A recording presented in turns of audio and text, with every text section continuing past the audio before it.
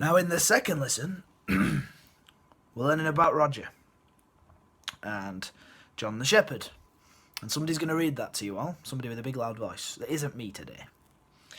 And what you've got to use is that information to decide how things had changed by the end of the Middle Ages.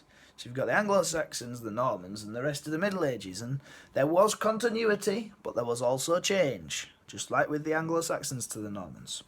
And what you're going to have to do is go through the extract, highlighting any evidence in one colour of policing methods, any evidence of trials, and any evidence of punishment. It's kind of like what you did with the Venn diagram, but this time you're underlining words. We'll maybe do a bit together, shall we?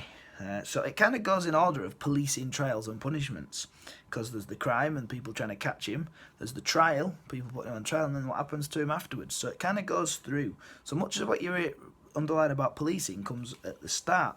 For example, it says under hue and cry, do you recognise that? Roger already knew it would be happening back in the village. Isabel's screams would have alerted others, and the hue and cry would have been raised.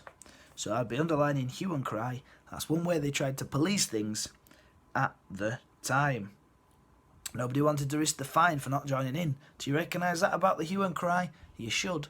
There's another example of policemen, and of course policing, and that's continuity. So you're going through that story and highlighting policing methods, trials, punishments, so we can then identify the changes in the continuity after that.